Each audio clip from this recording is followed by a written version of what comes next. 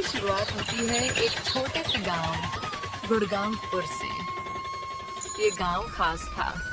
यहाँ के लोग जितना मेहनत करते थे उतना ही चाव से नॉनवेज भी खाते थे। पूरे गांव में दो ही ठेले थे जो लोगों की जीभ पर राज करते थे। एक था शामू का ठेला, जहाँ गर्मा गर्म तीखी स्पाइसी चिकन करी और मुलायम रोटियां मिलती थी। दूसरा था केश का ठेला, जहाँ तंदूरी चिकन और फ्राइड राइस की खुशबू दूर तक फैली रहती थी। अजीब बात ये थी कि ये दोनों ठेले सगे भाइयों के थे, मगर स्वाद में दोनों का अंदाज बिल्कुल अलग।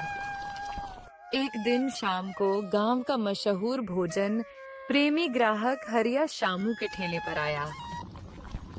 अरे ओ शामू, एक बात बता यार, ये क्या जादू है तेरे चिकन में? ऐसा मसाला तो हमारी घरवाली भी नहीं डालती। अबे हरिया, खाने का मजा ले और ज्यादा न टटोल। अगर राज खोल दिया तो ठेला बंद हो जाएगा। अरे नहीं यार, बस ऐसे ही पूछ लिया। अब जल्दी एक थाली लगा दे, भूख लगी है तगड़ी। शामू ने गर्मा गर्म चिकन करी रोटियों के साथ परोसी। जैसे ही हरिया ने पहला निवाला मुंह में डाला, आंखें बंद कर ली। उफ, ये स्वाद, ये तीखापन, लगता है जीभ भी नाच रही है। वहीं दूसरी तरफ मुकेश के ठेले पर भी भीड़ लगी रहती। मुकेश खुद बड़ा मजाकिया था। भाई साहब, आज के तंदूरी में इतना स्वाद है कि खाकर आप बीवी का गुस्सा भी भूल जाओगे। सच कह रहा है मुकेश। तेरे फ्राइड राइस में तो ऐसा स्वाद है जैसे सीधे होटल से आया हो। गांव में दोनों भाइयों का ठेला खूब चल रहा था, पर हर रोशनी के पीछे एक परछाई होती है। गांव में एक और शख्स था, रतन। कुछ साल पहले वो भी चिकन का ठेला लगाता था, पर जब से इन दोनों भाइयों ने शुरुआत की थी, उसका धंधा ठप हो गया था। रतन के दिल में जलन थी, और जलन से पैदा हुई थी साजिश। एक दिन उसने गांव में अफवाह फैलाई। अरे भाई, सुना क्या? वो शामू और मुकेश सस्ता चिकन लाते हैं बाहर से, पूरा खराब माल, और हमें खिलाते हैं महंगे दामों में। सच में? पर स्वाद तो गजब का होता है। स्वाद से क्या लेना अगर चिकन ही खराब हो तो? ये खबर जैसे जंगल में आग की तरह फैली, मगर शामू और मुकेश ने हार नहीं मानी। उन्होंने फौरन गांव के सरपंच को बुलाया, साथ ही चिकन सप्लायर के बिल, लाइसेंस और सर्टिफिकेट भी दिखाए। देखो सरपंच जी, हम किसी को भी खराब खाना नहीं खिलाते। ये हमारी इज्जत का सवाल है। अगर कोई भी गड़बड़ी मिले तो हम खुद ठेला हटा देंगे। सरपंच ने सब कुछ चेक किया और गांव वालों को समझाया। इन दोनों भाइयों के खाने में कोई खराबी नहीं है। अफवाह फैलाने वाला सजा का हकदार है। गांव वालों ने राहत की सांस ली और रतन की साजिश नाकाम हो गई। चलो भाई, अब दोबारा चिकनकारी और तंदूरी का मजा लिया जाए। गांव फिर से स्वाद की खुशबू में डूब गया, पर यह सिर्फ शुरुआत थी।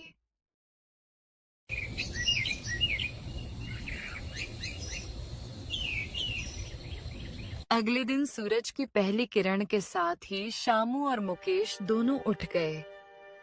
जैसे ही सुबह की हल्की ठंडी हवा ने दरवाजा खटखटाया, दोनों भाइयों ने अपने अपने ठेले की तैयारी शुरू कर दी। मुकेश ने जल्दी जल्दी चावल धोकर चूल्हे पर चढ़ाया और तंदूरी के लिए चिकन को मसालों में अच्छे से मैरिनेट करने लगा। तभी एक ग्राहक आया, वही जो कल अफवाह सुन चुका था। अरे मुकेश भैया, कल जो गांव में बात फैली थी, वो क्या सब सच्चाई है? नहीं भाई, हम तो सबसे बढ़िया क्वालिटी का चिकन लाते हैं और उसी में टेस्ट होता है। सस्ता माल लाकर अपने ग्राहकों को बीमार थोड़ी करना है। हमें भी भरोसा था, बस यूं ही सुनकर मन बेचैन हो गया था। चलो अब एक प्लेट गरम गरम फ्राइड राइस और तंदूरी चिकन लगाओ। मुकेश ने पूरे दिल से प्लेट तैयार की। चावल की खुशबू और तंदूरी की लाली देखकर ग्राहक की आंखें चमक उठी।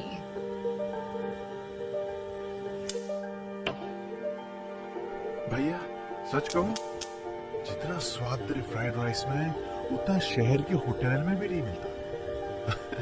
और ये तंदूरी जैसे जुबान पे नाच रही है। मुकेश मुस्कुरा उठा। ऐसा ही तो उसका असली इनाम था। वहीं दूसरी ओर शामू भी जोरों से रोटियां बेल रहा था और चिकन करी पतीले में उबल रही थी। करी की तीखी खुशबू से पूरा मोहल्ला महक उठा था। तभी वहां एक बुजुर्ग अम्मा आ गई। दुबली पतली, हाथ में लाठी और चेहरे पर अनुभव की झुर्रियां। बेटा, बहुत भूख लगी है, एक थाली दे दे खाने को। मगर मेरे पास पैसे नहीं हैं अभी, कल जरूर दे दूंगी। अरे अम्मा, पैसे की क्या बात कर रही हो? आप खाओ पहले। भूख सबसे बड़ी चीज है। कल नहीं तो परसों दे देना या मत देना, कोई बात नहीं। शामू ने तुरंत एक गर्मा-गर्म थाली परोसी, जिसमें मसालेदार चिकन और गरम फूली हुई रोटियां थी। बेटा, तुम जैसे भले लोगों की वजह से ही तो ये भारत देश इतना सुंदर है। भूखों को खाना खिलाना ही सबसे बड़ा धर्म है। अम्मा, रोज आ जाया करो, मैं रोज कुछ न कुछ खिला दूंगा। अम्मा मुस्कुराकर चली गईं और शामू की आंखों में संतोष की चमक थी। शाम तक दोनों भाइयों के ठेले खाली हो गए। एक भी रोटी, एक भी चावल का दाना नहीं बचा। रात को घर पहुंचकर दोनों ने एक साथ खाना खाया। वही बचा हुआ थोड़ा बहुत चिकन और चावल। खाना खाते वक्त दोनों बातें कर रहे थे। भाई, आज भी अफवाहों के बाद लोग हमारे खाने की तारीफ कर रहे थे। हाँ, और आज अम्मा को खाना खिलाकर दिल को जो सुकून मिला वो पैसों से कहीं ज्यादा था। दोनों हंसते हुए एक दूसरे की पीठ थपथपाते हैं और अगली सुबह की योजना बनाते हुए धीरे धीरे नींद की आगोश में चले जाते हैं।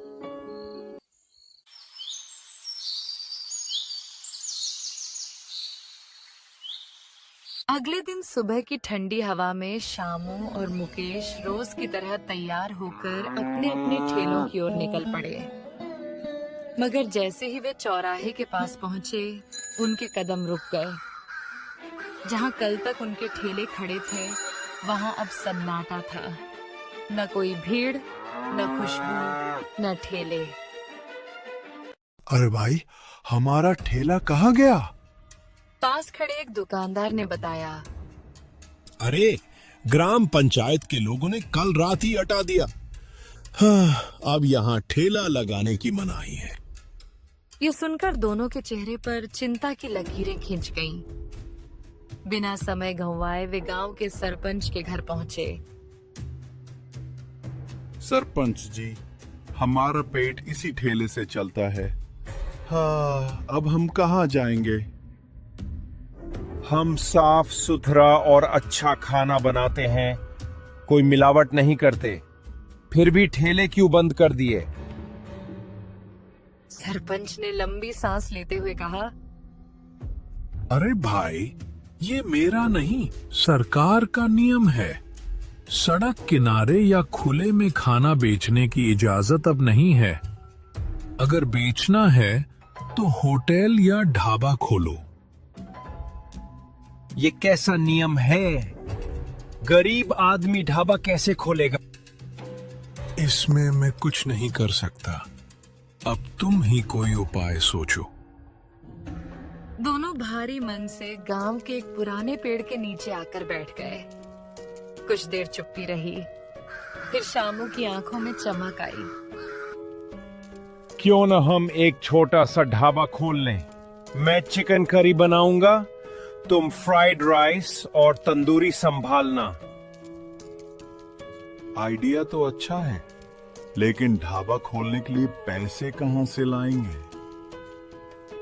गांव के सेठ से उधार लेते हैं।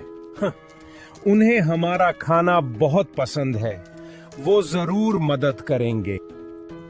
दोनों उसी वक्त गांव के सेठ लालचंद के पास पहुंचे। सेठ जी, हमें ढाबा खोलने के लिए कुछ पैसे चाहिए। 4 महीने में लौटा देंगे। पैसे तो दे दूंगा, लेकिन एक शर्त है, तंदूरी का स्वाद पहले जैसा ही रहना चाहिए। वो तो हमारा वादा है सेठ जी। सेठ ने तुरंत रकम दे दी। दोनों भाइयों के चेहरे पर राहत आ गई। शाम को उन्होंने बैठकर ढाबा के लिए जरूरी चीजों की लिस्ट बनाई। चूल्हा, बर्तन, मसाले, मेज कुर्सियां और सबसे जरूरी एक अच्छी जगह। सौभाग्य से गांव के किनारे पर एक पुराना ढाबा सालों से बंद पड़ा था। मालिक से बात की तो उसने कम किराए पर दे दिया। उस रात घर लौटकर दोनों ने खाना खाया। शामू ने मुस्कुराते हुए कहा, कल से हमारी नई शुरुआत होगी। और ये शुरुआत ठेले से भी ज्यादा सफल होगी। दोनों सो गए, मन में आने वाले कल की मीठी उम्मीदें और ढाबे में उठने वाली खुशबुओं की तस्वीरें लिए।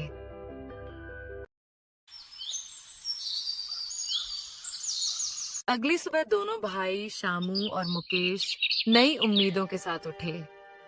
जल्दी जल्दी नहा धोकर साफ कपड़े पहनकर अपने नए होटल की ओर निकल पड़े।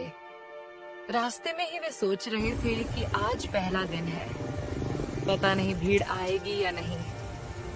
होटल पहुंचते ही दोनों ने कमर कस ली। शामू ने चिकन करी की तैयारी शुरू कर दी।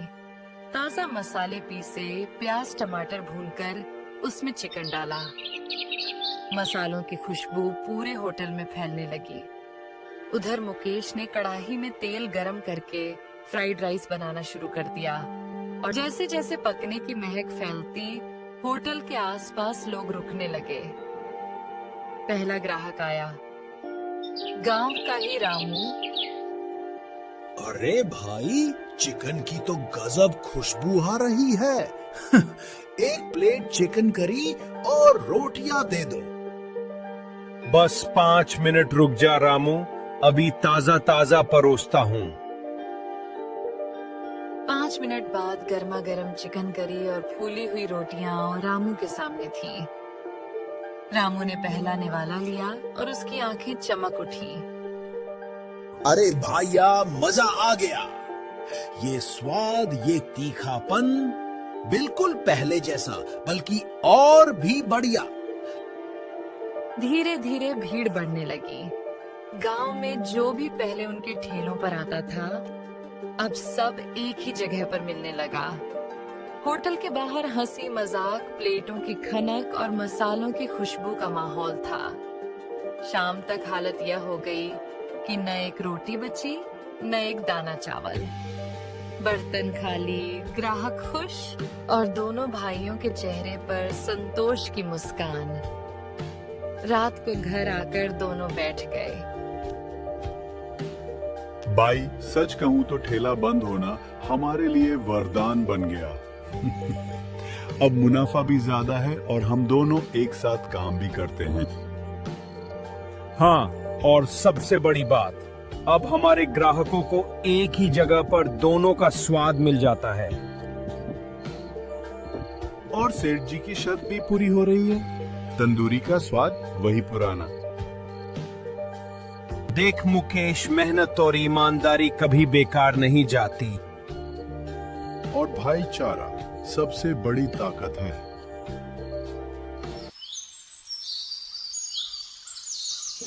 अब उनका होटल चर्चा का विषय था। हर कोई कहता, अगर असली चिकन खाना है तो शामू मुकेश के होटल जाओ। इस तरह दो भाइयों की कहानी जो ठेलों से शुरू हुई और एक होटल पर खत्म हुई, खुशियों, मेहनत और प्यार की मिसाल बन गई। गांव में उनके नाम का मतलब ही बन गया, स्वाद और भरोसा एक छत के नीचे।